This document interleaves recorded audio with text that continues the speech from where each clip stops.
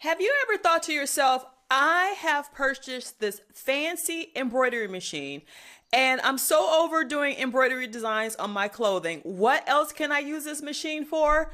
Well, today I'm going to show you how I use this Brother Stellaire embroidery machine to quilt my projects together. Stay tuned. Hi, my name is Tammy. I'm a human being. Now let's get into it. Let's start off by answering the number one question. Why would you use an embroidery machine for quilting? Well, for me, A, it's faster than hand stitching, which I tried once and I will absolutely not do again. B, for me, it's cheaper than sending it off to a long armor, which could cost you technically an arm and a leg to have done.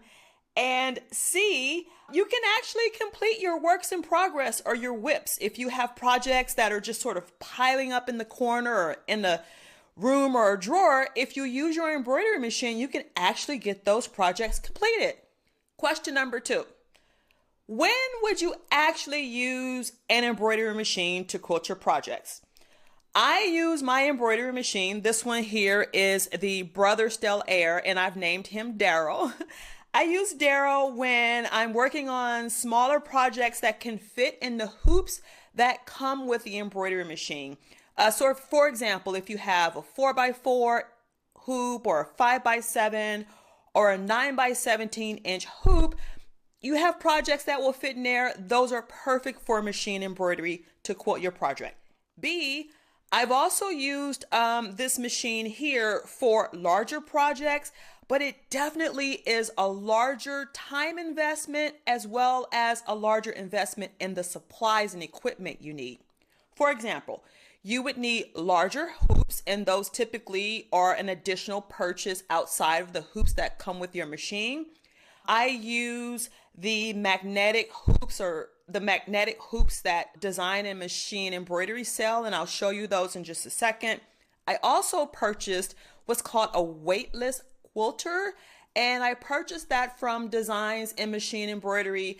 And honestly, if you guys want, I can do another video on my thoughts on that, but I'm kind of neutral. It's not the best thing, but it's not the worst thing. And also, you would need to use hoop guards, and I'll show you those in a second as well.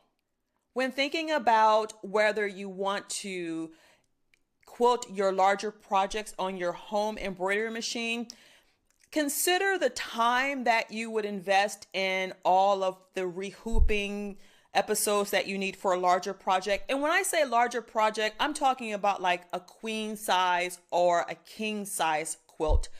Consider that it may be worth your time to go ahead and make that investment and send it to the long armor. If you are one of those quilters who want everything to just like look perfect, definitely you would send your larger projects off to the long armor. This is Daryl. He is my Brother Stellaire embroidery machine. And this particular model is the XE1. And the reason why I point that out is because it does not have the sewing component. So it is 100% an embroidery only machine. I do all of my other sewing on vintage Singer sewing machines. So I didn't have that need for the sewing component. And so therefore I was able to save money when I purchased this machine. For me, Brother embroidery machines in general are easier to use. I've used a Viking embroidery machine, which was the absolute devil. I hated that machine. It was so hard. And I've also had some experience with a Bernina embroidery machine. And Bernina machines are amazing. They are awesome. But for me, the embroidery component on those machines are just way too complex. The Brother is a lot simpler. This Brother Stellaire machine also interfaces with the newer Scan and Cut, which I also own. I have yet to figure out that integration because I just got impatient. So if you guys want to see a video on how I use the Stellaire with the Scan and Cut, let me know. I'll figure it out and show you. But I've just been using the USB and the wireless connection to transport my designs from my computer to this Brother Stellaire. For those of you out there who made the investment in the Brother Luminaire, which is an amazing machine. It is so expensive. But for those of you who have done that, that is awesome. This tutorial I'm going to show you is not, I'm trying to make it so that it is generalizable to embroidery machines in general and not brand specific to the Brother. But back to the Luminaire. The Luminaire is this sort of beast of embroidery machines, and I did not purchase that one because it is way expensive, and I decided to purchase a commercial grade embroidery machine instead. So that's why, if you're wondering like, hey, why did she get this one and not that one? That's why I made that investment. Now, I'm going to take you over to my other station, and we're going to talk about hoops. These are the two hoops that came with my Brother Stellaire when I purchased it. This hoop right here is like a 5x7 hoop. And then this larger hoop is the 9.5 by 14 inch hoop. These are two specialty hoops that I purchased from Designs in Machine Embroidery or Dime. And they are called the Snap Hoop Monsters, and they are magnetic hoops. And the beauty in these hoops are that when you are using them on your embroidery machine, when you're using this hoop, every time you have to re-hoop your project, you have to remove this hoop from the machine, take the whole system out, and re-hoop your fabric. The beauty in the Snap Hoop Monster is that when you need to reposition your project or your quilt sandwich, you actually leave this part of the frame on your embroidery machine, and then all you're doing is repositioning the fabric, and you're placing this part back on top.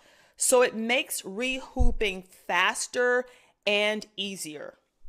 My experience with embroidering my quilt projects with both of these systems are favorable. The reason why I would choose to use the hoops that came with the machine is that these hoops allow me to get very precise placement of the stitches on my project, because the Luminaire has a built-in camera, but the Stellaire does not. But there's a app in which you scan your sandwich when it's in the hoop and it loads into the machine, and you can precisely tell the embroidery machine where you want to stitch. However, when you're using the magnetic hoops, you don't really have that ability. You're still kind of guessing to where the stitches are going to go. So if I want very precise stitches in a certain place, I'll use the hoops that come with the machine, or that came with the machine. And if I'm embroidering a thicker project, absolutely I use these magnetic hoops, because I find that the thicker projects pop out of these faster or easier than this magnetic hoop. The magnetic hoops hold the project steady better. Let's talk about designs, embroidery designs. So I am in love with Designs by Juju, and she sells what's called end-to-end designs. And what happens is that when you place your project on a hoop, the way she has digitized the designs is that it starts here and it does all the embroidery and it ends on the other side of the hoop. So as you're re-hooping your sandwich, your quilt sandwich, essentially you can line each stitch up so that it looks continuous, the embroidery looks continuous, and it doesn't look as fragmented. So it gives you more of the look that comes from long arm quilting.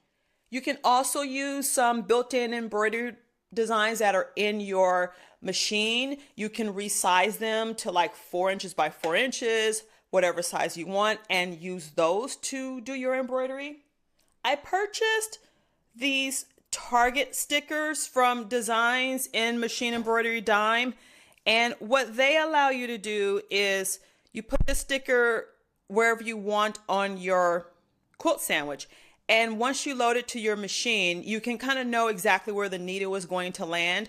So that's another way to make sure that you get accurate placement of your embroidery designs on your quilt project.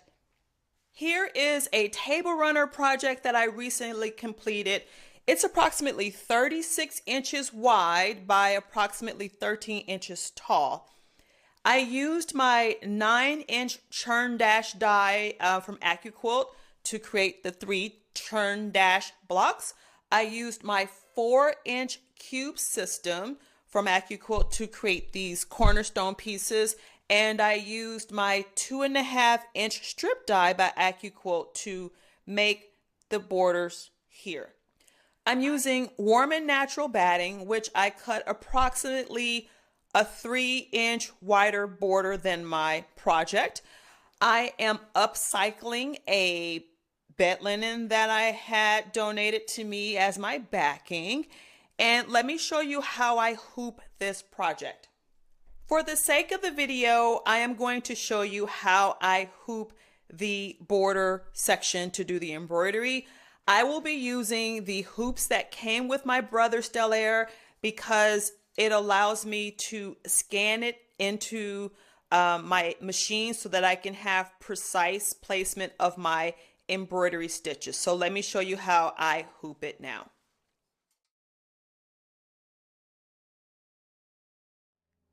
I'm using my 5x7 embroidery hoop that came with my brother Stellaire machine. And let me give you some tips when it comes to hooping your project for quilting. First of all, you want to make sure that you center your fabric into the hoop as best as possible. So what I mean by that is, I know that when I use my embroidery design, the design is essentially going to go right along the center of this border. So what I've done is I've lined up the center of this border, or the sashing, with this part of my embroidery machine. There's a notch there, and then there's a notch there. And so when I load it onto my machine, the stitching should start right in the center of the hoop. The other thing you want to do is you want to make sure that you screw this part of your hoop tight so that when the embroidery process starts, it doesn't pop off and ruin your project. You also want to make sure that your project is nice and taut in the hoop, because if there's any extra space or any laxity, it can disrupt your design. When making your quilt sandwich, it's similar to what a long armor will do. They will add a couple of inches more, or a couple of inches of border of batting and backing, so that they can use this material to load onto the long arm. It's a similar concept with your embroidery project. You want to make sure that you have extra sandwich here so that your hooping is nice and taut. So let me take you over to the machine and show you how it all stitches out.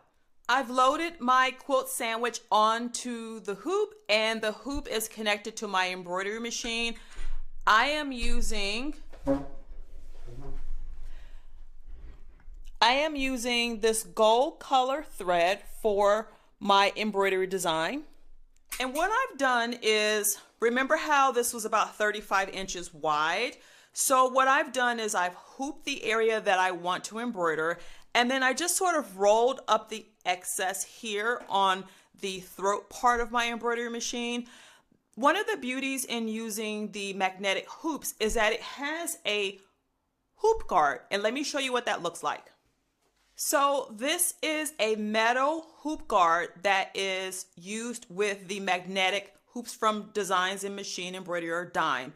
And if I were using that hoop, what would happen is the hoop would be here, this hoop guard would be inserted on the edge of the hoop, and that would prevent my project from rolling over into the sewing field and accidentally being stitched.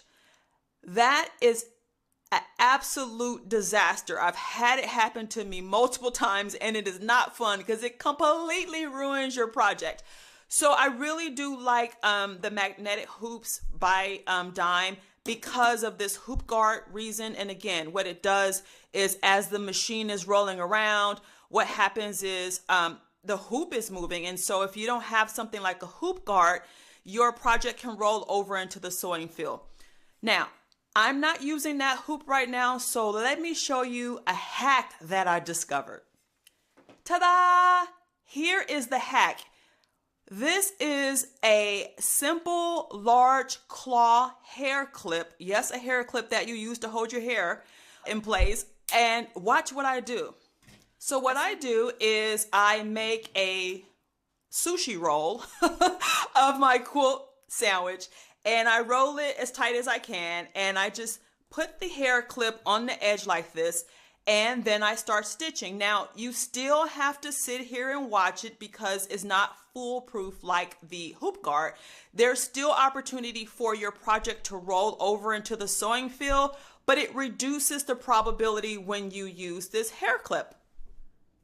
My favorite feature of the Brothers Stellar embroidery machine is that I can use the app, which I have on my iPhone, to, once I hoop my quilt sandwich, I can scan it and then load it into the embroidery machine, and I can see exactly where those stitches are going to fall. So it's kind of hard to see, but as it sits right now, the stitches are going to stitch just right of center. So center point is essentially this green square. I'm off kilter, so all I have to do is touch here and move the design exactly where I want it to go. So now when I go over to stitch, when the stitching process starts, the embroidery design will go exactly where I want it to go. So I am going to let you watch that process now.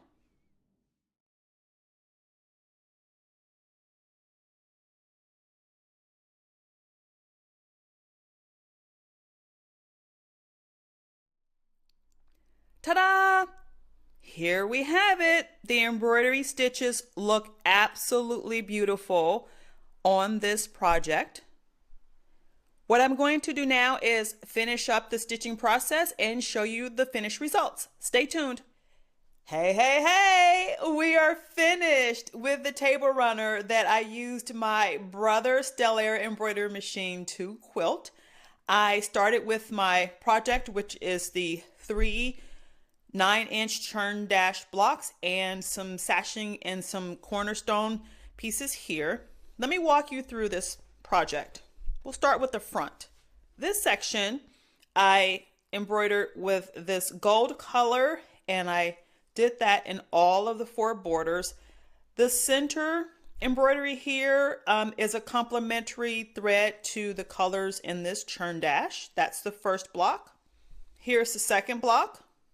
Again, a complementary color in the center. And this is what the third block looks like. The back side, I used a upcycled bed sheet, and so you can see this is the first one that had the silver stitching, and the bobbin thread and the embroidery thread are sort of mixed in, and so it hides pretty well. This is the major con to using your embroidery machine to quilt your project. You end up seeing the tie out, tie ins, and tie outs on the back of your project. So here's one, and here's one. So if that bothers you, then this technique is not the technique for you, because you will see those on the back of your project. If it doesn't bother you, then you come out with the backing that sort of looks like this. And you can see the stitching on the back, but this doesn't bother me. And on this third one, you can see here that my tension was off a little bit, and the red thread is peeking through the back and it's blending in with the bobbin thread. But again, this doesn't bother me, particularly because the backing is so colorful that it all kind of blends in. And as you can see here, yeah, if you look really hard, you can see them, but in general, it just blends in and you can't see it. Here's the front side of the project, and it looks like this. So what I've done is I've squared it up, and it is ready for the binding process. I've squared up this table runner, and the embroidery is done, the quilting has been done, and now it is ready for the binding process, which, by the way, is my absolute least favorite part of quilting, and therefore I will be delaying the binding process for another day. Thank you so much for joining me. If you are interested in more videos regarding using your embroidery machine to quilt your projects, just let me know down in the comments. Until the next video, I'll see you. Bye.